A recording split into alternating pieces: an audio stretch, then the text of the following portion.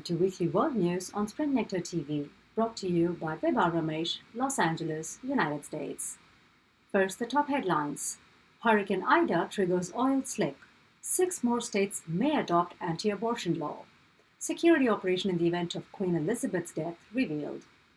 Global child safety increased. Social media amend policies. Indefinite extension of post-Brexit grace period. India partners with Russia. Health experts stress the importance of reopening of schools for in-person instruction. Moving on to news in detail.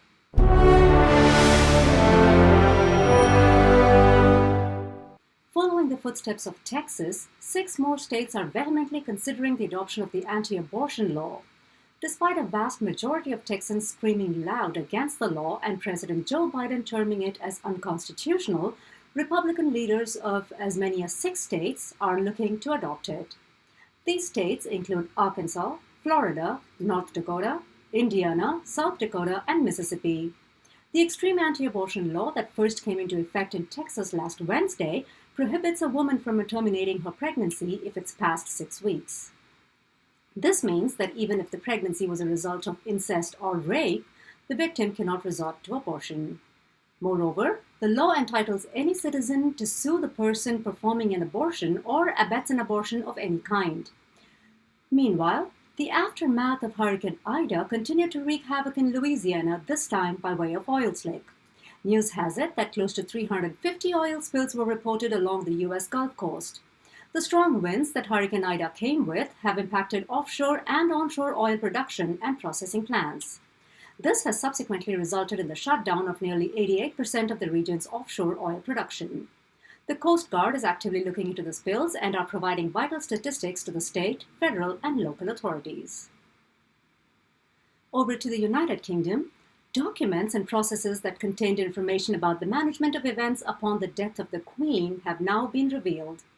Codenamed Operation London Bridge, the security operation elucidates the scale of arrangements for the funeral, social media blackout, procession details, and other crucial information that would come into emergence when the time comes. A sneak peek revealed some information which included the banning of legally uncleared retweets, time slot-based tickets for VIPs, a 10-day state funeral with a day of national mourning, and the manner in which the announcement of her death will be made.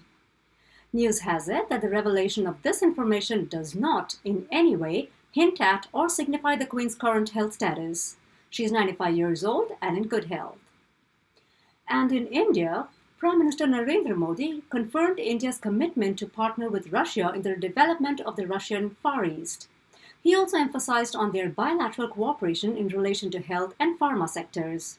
In his words, most recently, it was seen in our robust cooperation during the COVID-19 pandemic, including in the area of vaccines. The pandemic has highlighted the importance of the health and pharma sectors in our bilateral cooperation. Meanwhile, health experts in the nation reiterated the importance and benefits of reopening schools for in-person instruction in the country. To this effect, the Indian Association of Preventive and Social Medicine has released recommendations for the safe functioning of schools in the light of the pandemic. It also addressed the primary concerns of the public, especially with regard to the safety of unvaccinated children under the age of 12. To this, the advisory said that data from Indian states, including the latest and 4th National Sero Survey, shows that children have already got COVID-19 infection at a similar or even higher rate than adults. Therefore, they are already protected and are not at additional risk. And on Wednesday, the Cabinet Committee on Security cleared the long-pending project of replacing the Avro 748 planes with 56 C-295 transport aircraft. With this sanction, the Indian private sector will, for the first time, manufacture military aircraft. As an official said, the project will give a boost to the aerospace ecosystem in India, wherein several MSMEs spread over the country will be involved in manufacturing parts of the aircraft. Moving on, following Britain's establishment of new regulations intended to protect children online, social media giants have incorporated a set of amendments in their policies that abide by child protection laws. This age-appropriate design code was introduced in the UK last Thursday, and any social media organization violating the regulation would be liable to a fine worth millions of dollars. Although companies were required to incorporate the new regulations only in the United Kingdom, some big social media companies made the changes on a global level. While TikTok has turned off notifications for children past bedtime, YouTube has disabled autoplay for teens, and Instagram has deactivated targeted adverts for children under 18. In the words of Biban Kidron, the child rights activist that introduced the code into law, if one code can create societal change, then actually what it means is they're not exempt.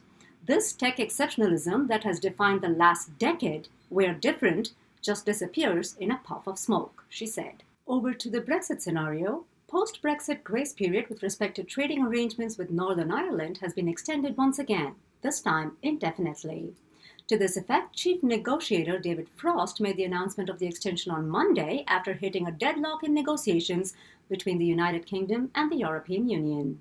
According to the government, the extension was imperative as looming deadlines were impacting the scope for smooth bipartisan negotiations. As David Frost said in a written statement, to provide space for potential further discussions and to give certainty and stability to businesses while any such discussions proceed, the government will continue to operate the protocol on the current basis. This includes the grace periods and easements currently in force. We will ensure that reasonable notice is provided in the event that these arrangements were to change, to enable businesses and citizens to prepare. And in Brazil, pro-Bolsonaro activists engaged in demonstrations and government rallies on Tuesday, showing their support for President Jair Bolsonaro, whose ratings have been falling after his government's mismanagement of the pandemic. The protests turned into altercations with the police when right-wing activists tried to force their way towards Congress. Military police were compelled to use pepper spray to repel the crowd. One video footage showed an officer pulling out his gun to deter the mob. Amongst the several thousand demonstrators was one lady who was heard belittling the police and shouting, "God will make you pay for this, you communists." And over to Afghanistan. UN-sanctioned veteran Mullah Muhammad Hassan Akhund has been named as the leader and co-founder of Taliban Abdul Ghani Baradar, the deputy leader of the new government. Other key positions in the government went to those who played a predominant role in the 20-year battle against US allies. Sources said that the cabinet is yet to be filled, as a Taliban spokesperson said. The cabinet is not complete, it is just acting. We will try to take people from other parts of the country. That said, news is abound that women will not be given top positions in the cabinet. And that's not all. The Taliban government has already banned women from playing sports.